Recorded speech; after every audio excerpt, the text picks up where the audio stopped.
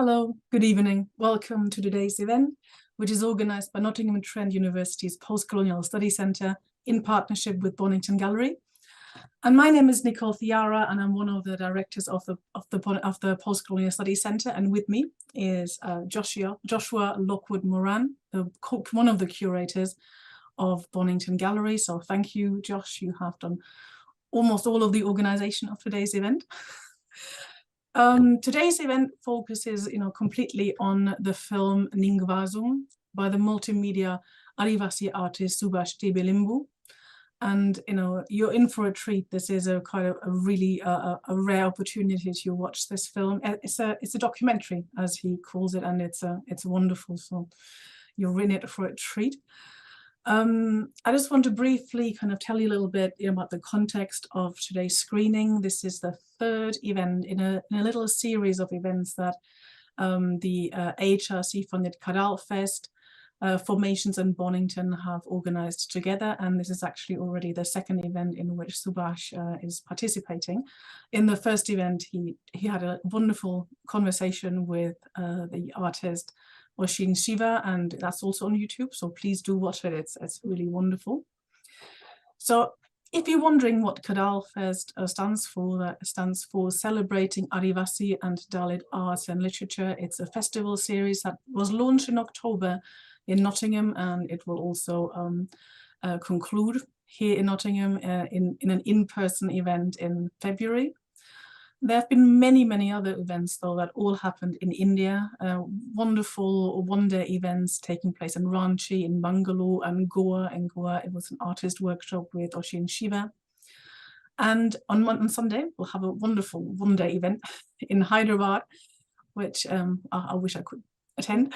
And in December, we'll have a 5-day festival at Adi Shakti. So this is all about the celebration of Adivasi and Dalit film, music, performance, and today we'll focus on one particular film, which is a real treat, and I will let Josh introduce you, or introduce the film and the artist.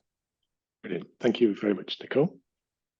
So the film Ningwasum is a Yakthung science fiction documentary film work narrated by Miksam, a time traveller from a future Indigenous nation.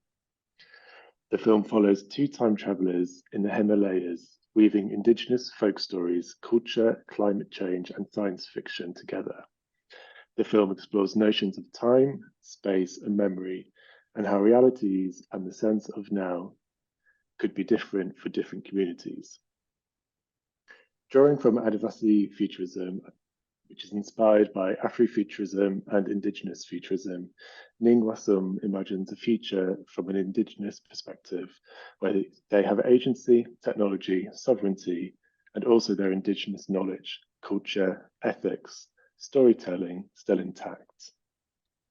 And this incredible film is made by Subash Thebe Limbu, who is a Yakthung artist from what we currently know as Eastern Nepal. He works with sound, film, music, performance, painting, and podcasts. Subash studied at Central St. Martin's in 2016, where he achieved his MA in Fine Art. He also has a BA in Fine Art from Middlesex University in 2011, and an intermediate in Fine Art from Dalit Kala campus in Kathmandu. His works are inspired by socio-political issues, resistances, and science and speculative fictions. Indigeneity, climate change, and Adivasi Futurism are recurring themes in his works. The film is just under 45 minutes long, and then the in-conversation will happen directly after the screening. We also want to hear from you, the audience, so please type your messages on the YouTube chat or email formations@ntu.ac.uk. I'd also like to extend a thank you to Alex Jovaxaz, who's with us tonight in the background, making the event happen. So we're delighted that you can join us for this screening, and without further ado, we will start the screening. So, thank you.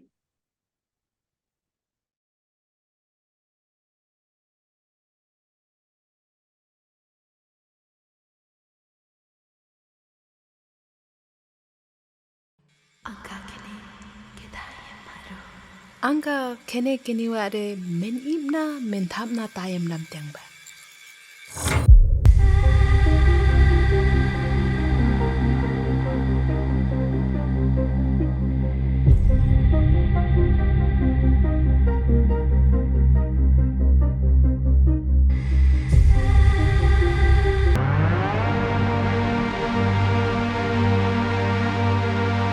Yemin niwa ke ma bawa. Kolle kene ke seka samdang hangem jogu. Ye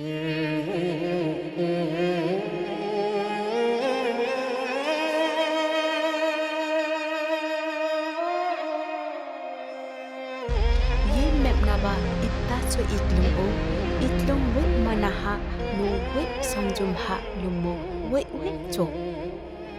Kene kiko suba ittacho ningwasure we sekha hanu we yem ha jogo siabi. Kha hike ang alu khagen we sekha hare joguba we thanaha agatum. Angka kene kedaya maru. Emotions that rise, trapped in the clouds, that darken the skies and pour back down torrential rain. Angka tikin kene tene. Yari kesia takama kesukla. Angka hike kesia relam takemela. Ningsang puk manu tukhi wayam ha. Nante sira tantik panu wayan hinge. Apa le sanganga kene nuwa a. Kene namsang tang biha mangka kewasang.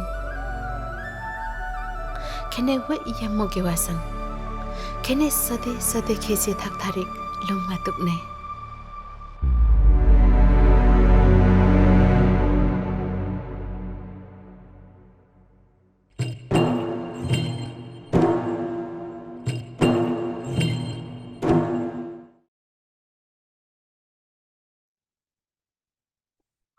Oh, so welcome back, everybody, and welcome to Subash as well. Thank you for joining us today. And I'm just going to say what incredible sort of film documentary we've just witnessed together. So thank you, and thank you for letting us screen it. So I think there's so many questions that arises when we watch this, and so many things to explore. So just a reminder to everybody watching as well to drop your questions in the chat or email us, and we'll feed them to Subash. But maybe I think we should start maybe at the beginning of the process for Subash, as like, how did you sort of imagine this film when you started it, and how long was the process from like imagining and conceptualizing this to the process of making it as well? Akibikle asiwaro ga Yakthung lajelam Subash Thebe Limbu kan allo Nepal mingli kusinganitum ga allo UK nu patroa. Hello everyone, my name is Subash Thebe Limbu. I come from a Yakthung Nation, which we currently know, which lies in what we currently know as Eastern Nepal. And currently I'm speaking from London. Thank you, Caddelfest, Bonington Gallery, University of Nottingham Trent, for this wonderful event. So thank you, Josh. As the it took like around 3 years in the making. So first 2 years was like just building up the concept that I was kind of working on already. I've been working on this practice, which I call Adivasi Futurism. Needless to say, inspired by Afrofuturism and Indigenous Futurism from Turtle Island, and all many Indigenous nations around the world these days, actually. And 3 years, and the first 2 years mostly, working on the concept, building up ideas inside my head that I had for like, quite a while, but didn't know how to kind of approach. And in the meantime, I was talking to the people from my community, my elders, my peers from the community who knows about the traditions and culture. And finally, I mean, I had the opportunity to go to Nepal and then make the film, and it was during like a COVID. It was 2020, I guess, yeah. So it was 2020 in the middle of like the COVID thing, and yeah, it took quite a while, and the first release was in Asia Pacific Triennale in Brisbane.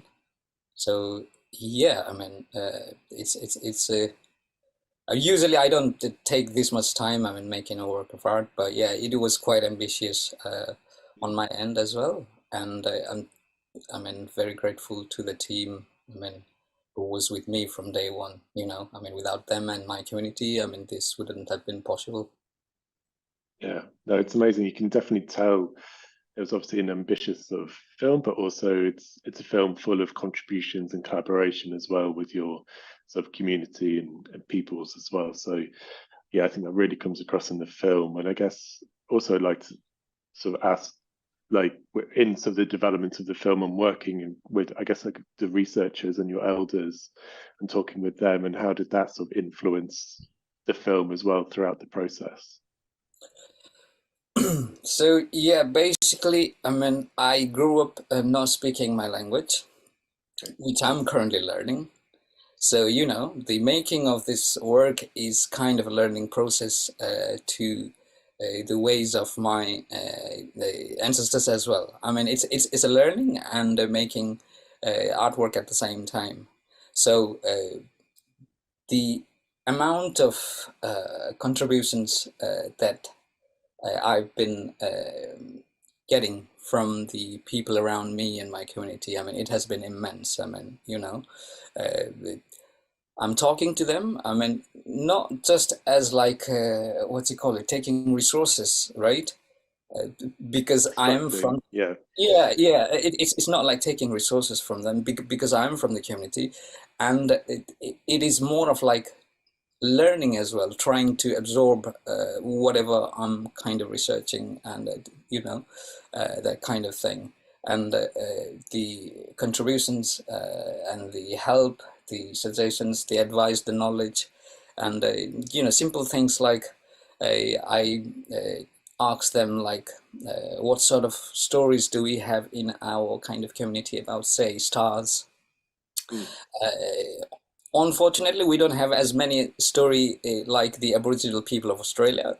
I mean, they have like tons of stories about stars and constellations, and you know, the Alpha Centauri and the Beta Centauri. They had like the characters of those kind. Unfortunately, we don't have that much stories as they do. But yeah, we do. I mean, I stumbled upon quite a couple of stories about stars and, you know, constellations, and but of course, I mean, there's this the cosmology thing. I mean, the origin. I mean, or story. I mean, which every indigenous or non-indigenous people have. I mean, those kind of things. I mean, it made like huge contributions. Yeah. Yes, so you interweave, you know, I mean, it starts almost with a story, doesn't it? You know, with a little chick that turns into a rooster, you know, tanchoka. So it's just so interesting, and then of course this idea of weaving is sort of an integral part of this text. I mean, I just find it fascinating, and I feel every time I watch it, I discover whole new kind of realms in this text. You know, it's a wonderful text that lets you in and really live in it. So it's wonderful. I mean, I know here and there I've seen it being referred to as a documentary. Could we maybe talk about that for a moment? Why documentary? And then maybe you could tell us a little bit more of how you kind of interweave those, if they are traditional folk tales, I don't know, or maybe you've had a bit of a kernel of a folk tale and you turn it into something else. I'd love to know more about that. Yeah, documentary, a science fiction documentary, to be precise. I mean, but to be honest, I mean, I don't know what I'm making. You know what I mean? Do you call it just audiovisual work? Do you call it film? I mean, there's a lot of confusion when I say I made a movie or a film. So people in mainstream media would understand or take it as like a film. I mean, which it's not. But so, I mean, it's a documentary in a sense. It is kind of the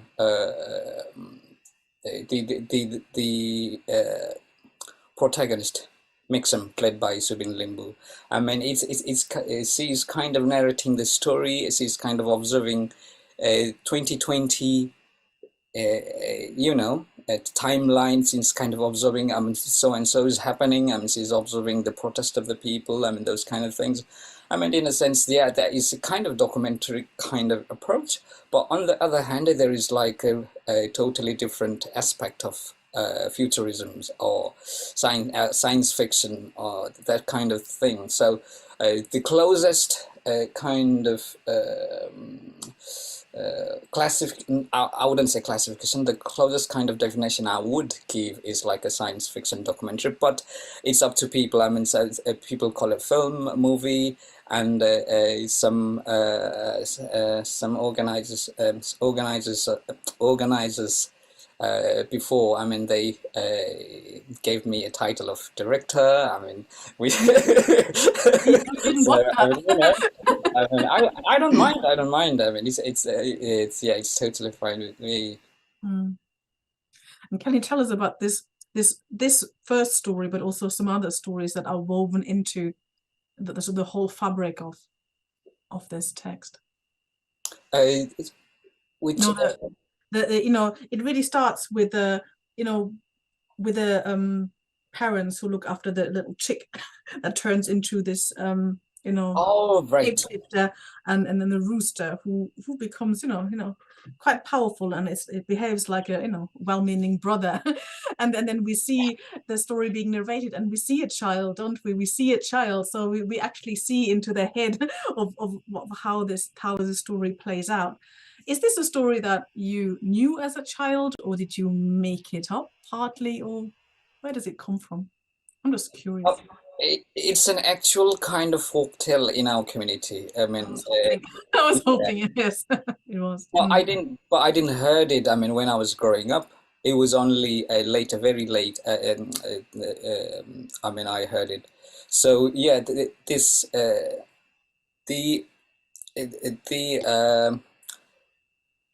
actual kind of the story is like the birth of Venus. So we call it Tanchopa. So Tanchopa is like a Venus that we see in the morning, right? So we have we have a different name for Venus that we see in the evening. So depending on the seasons, I mean, you see Venus in different times, or even in the same kind of seasons, I suppose. And we have a different name, but for the morning star, we call it Tanchopa, and for the evening Venus, we call it Yunchopa. So the birth of a Venus is like a folktale in our community, and I'm trying to kind of use those kind of folktales and then kind of weave it into something that people from the future might have taken references for naming so and so kind of event, or so and so kind of group of people who have like disappeared in another timeline, like in 2020 or 1774, or those kind of things. People who are time travelers but never came back. So I mean, those kind of thing, like the rooster who goes and becomes Venus and never comes back to his brother and his family. I mean, those kind of thing. I mean, it's a. I mean, I found it, I mean, amusing and a good way to kind of retell the ancient folktale in like a totally new kind of perspective and lens, if you like.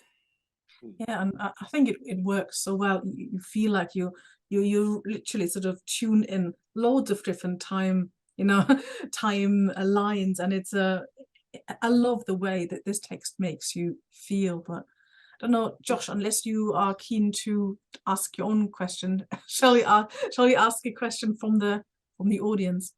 Yeah. Let's ask one. Yeah.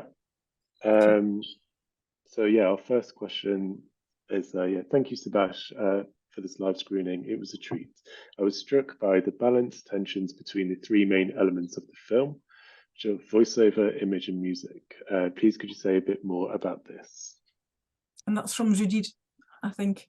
Oh, okay. Correctly, Sorry. isn't it? Thank you.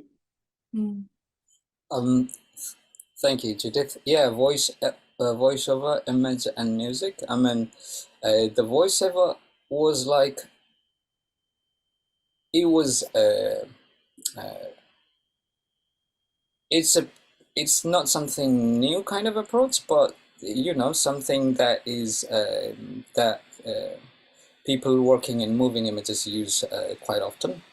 And I mean, most moving images, I mean, you know, that I've used in this work, they come from the Sherwa Nation or Sherpa Nation, you know, and it's shot in like the Khumbu region, mostly in a place near Imja Lake, which is a glacial lake.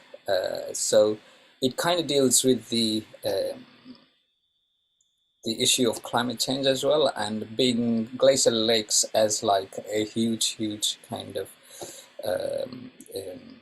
what do you call it, a connecting kind of, or kind of a connecting dot, or what do you call it, the things that are kind of apparent that something is happening in the Himalayas. I mean, the glacial lakes, I mean, tells a lot about it. And those kind of things. I've used images from my own Yakthung Nation, and also Newa Nation, which people also call Kathmandu Valley. I mean, so yeah, most of the images are from those three indigenous nations: Sherwa Nation, Yakthung Nation, and Newa Nation. And for the what was the third one? The music. Yeah. So music was a huge collaboration. I had a big help from Aisha Devi. So Aisha Devi is like a really amazing musician, electronic musician. She is based in Switzerland and Berlin, I suppose, and Aisha Devi, and then I had another huge help from Amazumi. She also, her Amazumi is actually from my own kind of indigenous nation. She also belongs to the Yakthung community, and her another name is Sumnima Settling. So the last soundtrack is from Amazumi, by the way. So she wrote the whole lyrics. Amazumi wrote the whole lyrics, and I had help from Biswa Shahi as well.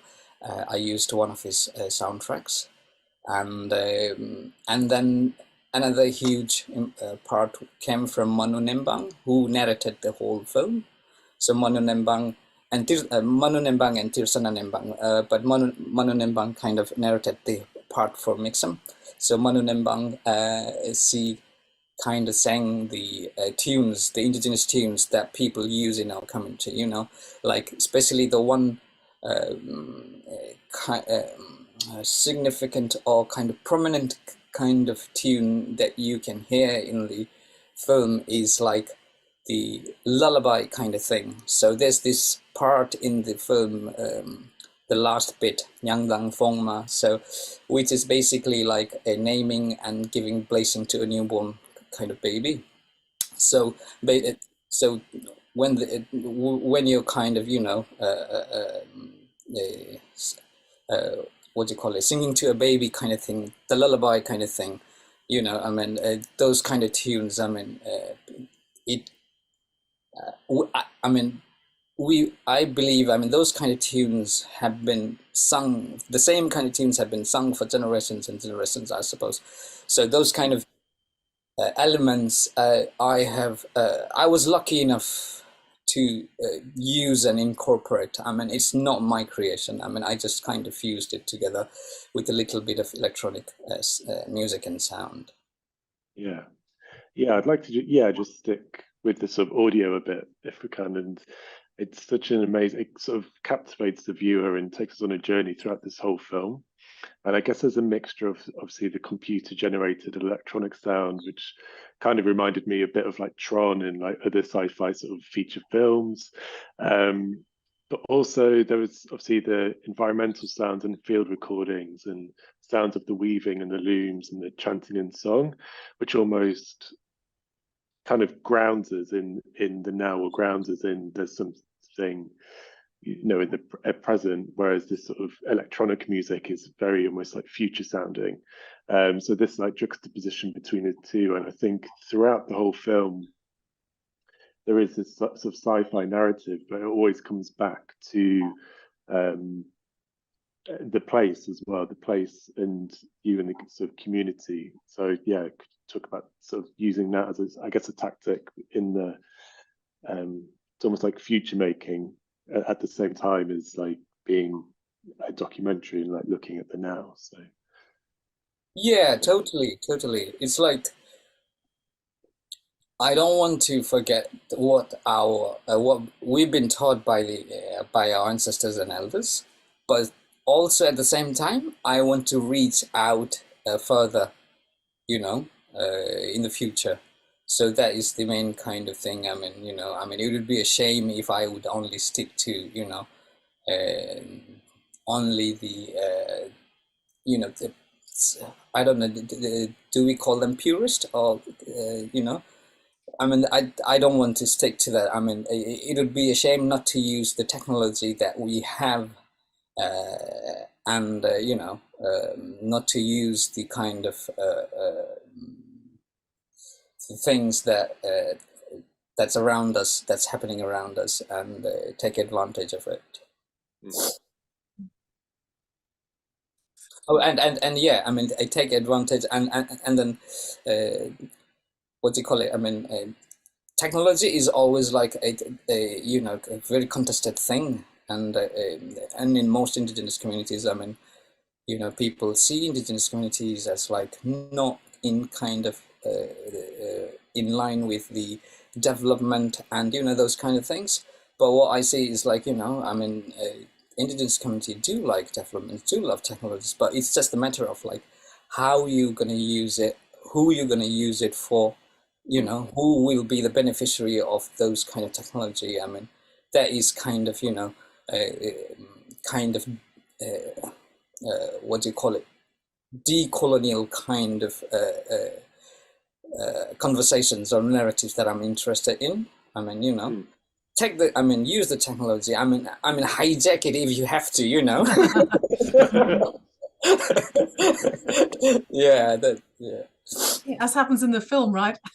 This is all about technology, isn't it? Right. It's about a future looking back when, haha. Right. You know? But not forgetting the past as well at the same time. Yeah. No, exactly. But this is what this film, I think, does so beautifully, and also so kind of viscerally. There's another question by I don't know. I'm sorry about me butchering your name. Xiang Hu Shu says, "Hi Subash, it's the first time for me to watch a Nepali sci-fi pseudo documentary. I really admire your attempts of displaying your culture and innovations in sci-fi movies. Do you intentionally use so much voiceover?" Yes. Succinct. So there's this review Mark Turin just published. It was published yesterday in Nepal. So he kind of pointed out, like, you know, he was in the screening in Vancouver, and I met him there, and he was kind of saying, like, it has like so much going on. At some point, I mean, you don't care about the subtitles. I mean, it just kind of, you just drift, you know, and then you are totally allowed to drift. I mean, you know, you don't have to take in everything. I mean, it's just that kind of my kind of creative choice to use that much voiceover and that much text in this work. But yeah, I mean, at some point, I mean, people they just drift away. I mean, if I was not, if I was the audience, I mean, I would feel the same way. I mean, I totally get it. But also it's the language as well. I mean, you wouldn't feel the same thing if it was in English and spoken by David Attenborough, you know what I mean? So, I mean, yeah. It's actually sometimes quite nice when you actually listen to a language that you don't understand, you know, which is all sound and music to some extent, isn't it?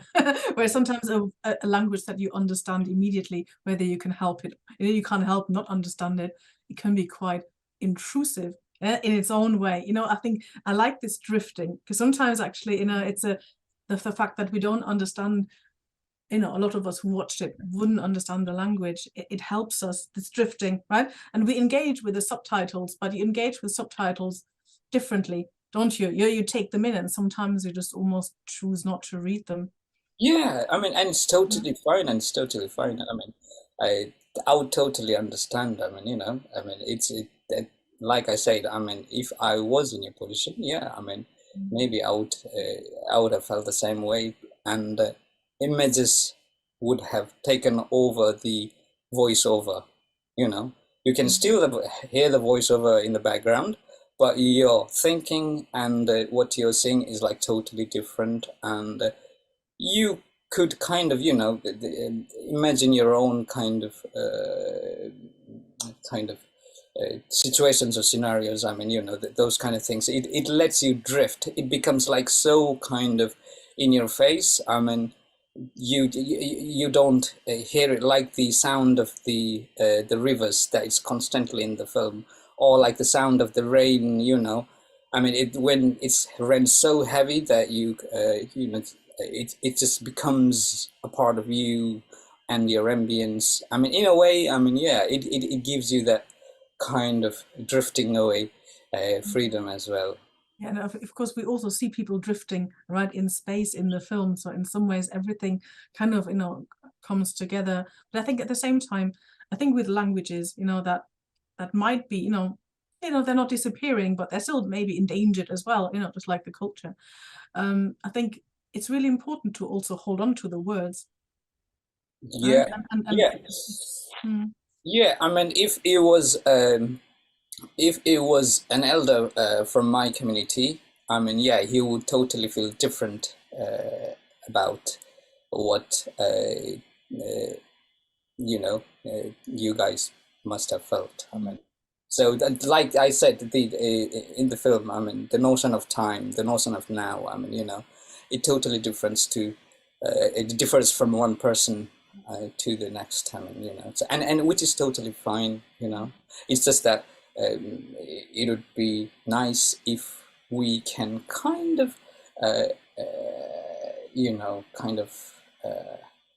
Acknowledge that there are like so many kind of stories and nuances and kind of words and languages, and our understanding of, you know, storytelling. I mean, yeah, I mean, it would make the world a lot better place. Yeah. And it's yeah, I just find every time I hear a language, even if I don't understand it, I still understand something about the language. I love listening to other languages, you know. I mean, I wish I could speak more, you know. I know only kind of speak maybe a couple, and I know a little bit, but every time I hear this, I just want to understand it, and you wouldn't feel this, would you, if you never heard it? But you know, Right, true. So shall we have a question from Sumi Limbu? It says, thank you, Subash Ji. Coming from a Yakthung nation but never had the chance to learn about my community, it felt like nostalgia at times, but as well as a distant feeling. This film is a testament of Indigenous culture and our stories for younger generations to come. What advice would you like to give to Indigenous youth who want to learn about their community?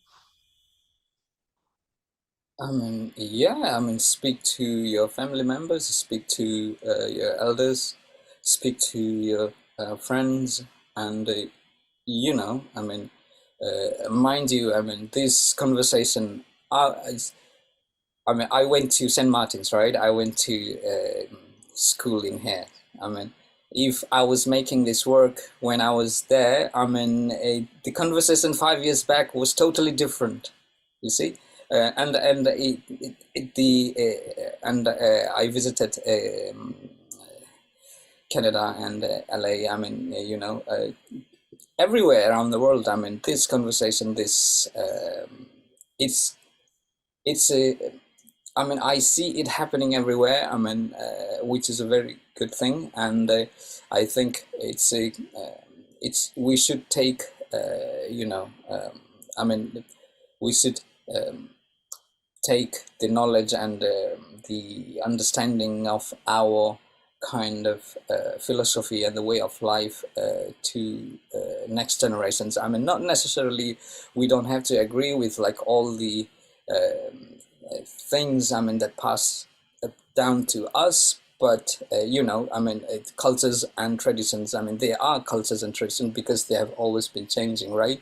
So yeah, with that I mean, understanding that kind of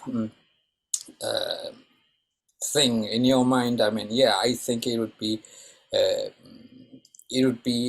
I think it's never too late to learn a language, never too late to learn about the history of your community and what actually the people in our nation, in our indigenous nations are kind of fighting for.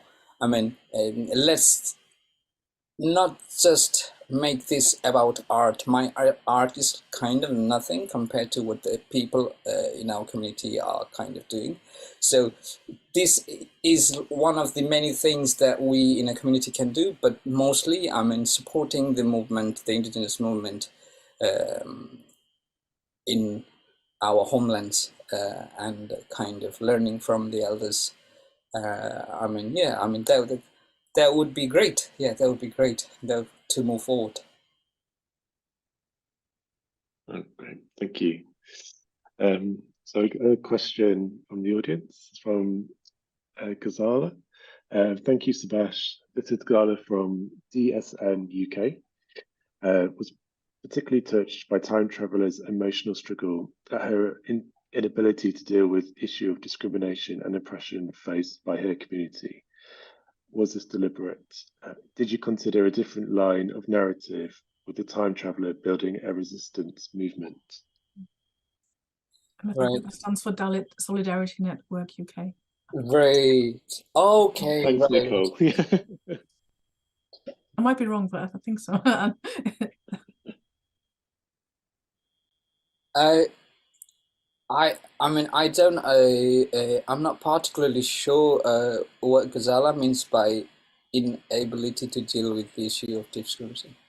Okay, I get it. They choose, right? They choose not to get involved. I would have asked you that as well. You know, this choice. If I could, I would kick ass. You know, that's not the English translation. Yeah. So she has a Dalit ancestry, right? The second time traveler. But I mean, the thing is, I mean, like, you cannot kind of intervene, you know, directly. Yes, there are like time travelers who are embedded in other timelines. They kind of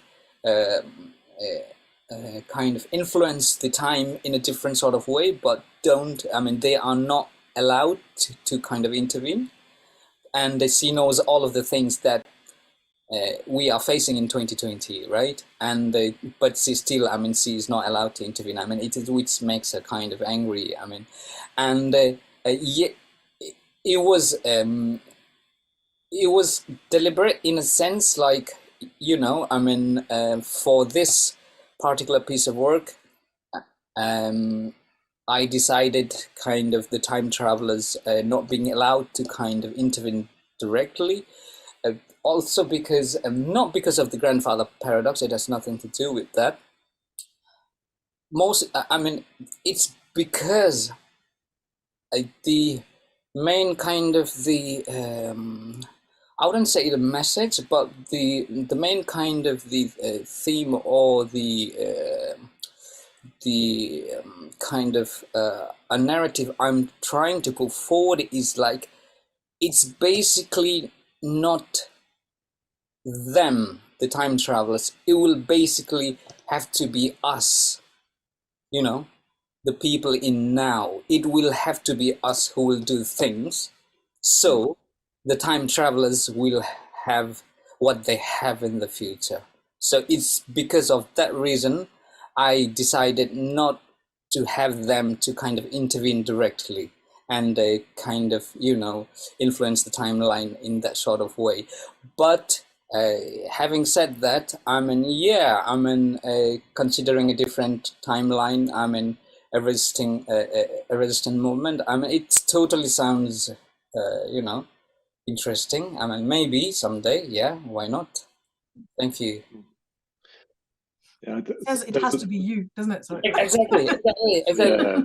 Yeah, I mean, yeah, there is kind of a Indigenous Nations and a Dalit solidarity, Dalit community inside Indigenous Nations, right? And but to achieve that, I mean, it will have to be us. Yeah, all of Yeah. us. Yeah. Yeah, it will have to be us now. I mean, people from now who are watching the work. I mean, it will have to be us. I mean. And there's one really nice moment in the film, and I think it's maybe the only direct time the main character protagonist sort of directly looks in the camera and talks to us, and she says, saying it has to be you. So there's almost like a call for action, like within the film as well. And it is, yeah, super direct in that way. And that moment really, like, I guess, stuck with me when I've watched it. And I guess picking up on that, I guess there's, with your work as well, there is an activism sort of element within it.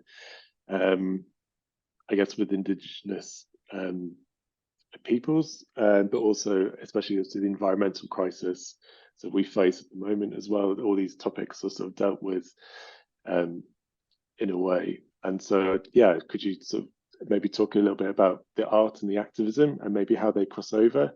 Or, yeah, how do you see them working? Do they work together, or do you see them quite separate? I mean, in a way, in a sense, I see them quite separate, but not separate at the same time. Because I don't see an artwork kind of changing legislations. I mean, I don't see artwork kind of, you know, giving rights to so-and-so kind of thing for so-and-so Indigenous Nations. I mean, but having said that, I mean, art and, you know, social sciences, I mean, philosophy, I mean, they do kind of lay the foundations of the things that we kind of hold on to and go out on the streets and do some good stuffs, you know, that kind of thing. I mean, yeah, I do. In that way, it's totally related, but it takes a very long time and it's a very slow process. But activism, I mean, it's there for a reason, and it is kind of, you know, I mean, I see activism much more important than my artwork. I mean, you know, I mean, it has a lot of things that it can give back to the society. I mean, I'm not undermining the effect of art and, you know, philosophy and, you know, those kind of things. But yeah, I mean, activism, I mean, yeah, I have that part of, I don't try to kind of separate it. I mean, even if I want to, because it's all infused in my work as well. But yeah, I mean, I do tend to not to kind of, what do you call it? Think my work as a part of an activism, to be honest. Yeah. Yeah. Yeah, it's interesting because I think you mentioned that in your conversation with Oshin as well, right? That art doesn't change the world, but in some ways now you say it does, but much more slowly. And I think this is it, isn't it? It's just on a different timeline, and it gets you somewhere else, right? And it's not, you know, being on the street and maybe risking your life or really. I think we I think we asked almost everyone so far who's part of Kadalfest this question about the relationship between activism and art. And we had very different answers, and I find it quite interesting. But I think one of them was also, which stuck in my mind, is that sometimes you just have to kind of also create beauty. And, you sometimes almost need a respite from the other forms of activism that can be draining, that can make you aggressive, that can make you maybe feel hopeless and, just despair. Whereas, this is a very hopeful film. It makes you both incredibly calm, but also it looks back, doesn't it, from this post-apocalypse and says, right? The capitalists and the colonialists and, everyone was part of the Brahminical oppression. It's not a gentle kind of pushing aside that, according to that statement in the film, they've had it, haven't they? So it's just such a nice thought, isn't it? To look back from the future and say, I mean, it's going to happen. I mean, it must happen at some point. Absolutely. Yeah, I agree. That's the main thing. I mean, So yeah, like you said, it's kind of a and it's especially the Indigenous Futurism or Adivasi Futurism. Most of the artworks, they kind of dealt with, or the literature, even the literature, they kind of dealt with the idea of like showing the oppression, and the struggle and more. It was kind of focused on that oppression kind of thing, and I was kind of this kind of idea of like Indigenous Futurism and Adivasi Futurism. I mean, I'm interested in it because it kind of thinks beyond the image of oppression. I mean, the image of the all the things, the derogative kind of imagery. I mean, those kind of things. It gives you kind of different kind of hope and inspiration in a way. I mean, to look forward to, that you would give your time and resources to work and achieve someday. I mean, so yeah. Yeah, I think it really, the film really gives that space, and it opens up that space of hope, actually. And I was thinking when I was like thinking through the film, the difference maybe between imagining and dreaming. And I felt like sometimes in the film or watching it, it was almost like dreamlike, or like there is a potential. But I think I was actually thinking more as imagining, whereas when you imagine something, you're active, you're sort of awake. So for me, it's like it's a really it's an imagining in the film which happens. For me.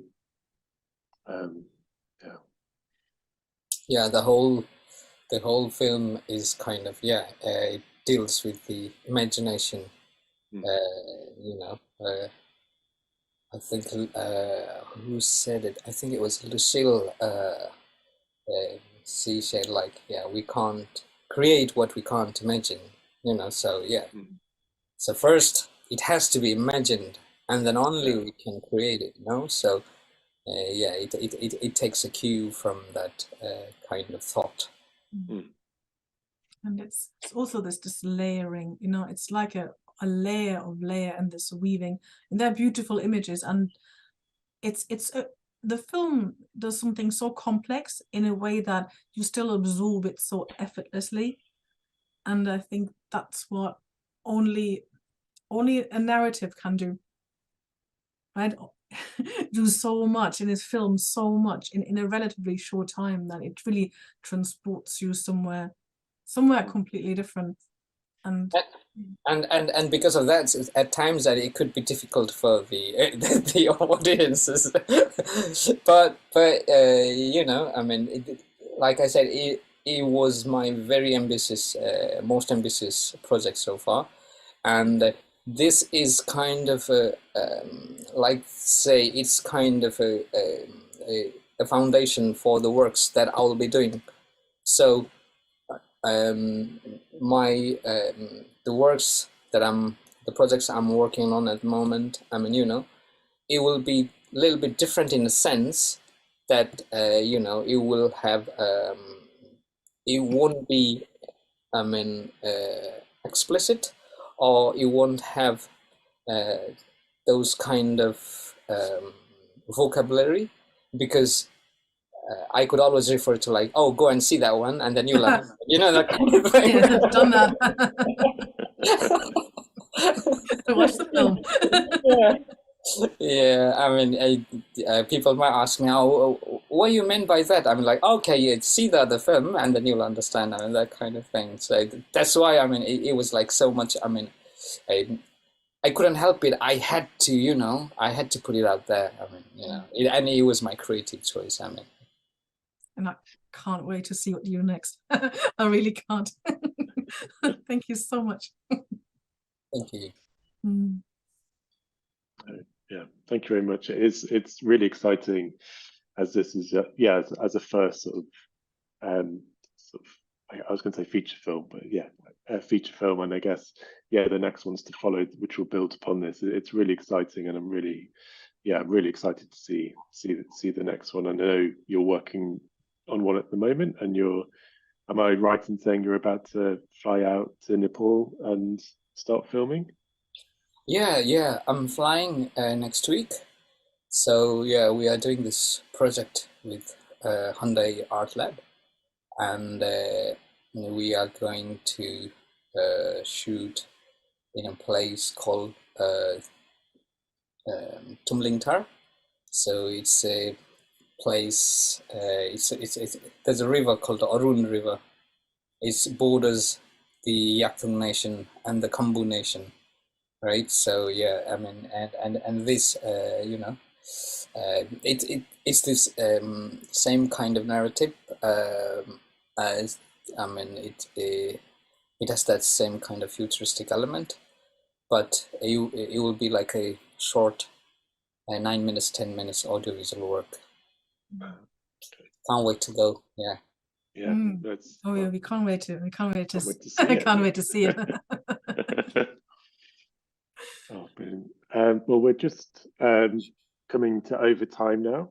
So if there's no more questions come in from the YouTube, Alex is shaking his head. So yeah, I think I'll just say a big thank you, Subash, for letting us screen the film and have this in conversation with you. It's been great to watch and be in conversation with you and Nicole. So. Yeah, well, thank you. Yes, thank you, Josh, and thank you so much, Subash. It's been such a privilege. It's such a, it's so much fun, and I really cannot wait to see what you do next. You know, but you know, of course, you take your time. And just let us know. Thank you so much. Thank you so much for inviting me. I mean, I had a good time, and thank you everyone who are here. I mean, who watched the work. Thank you so much. Thank you for your questions. It was fun. No game. Thank you.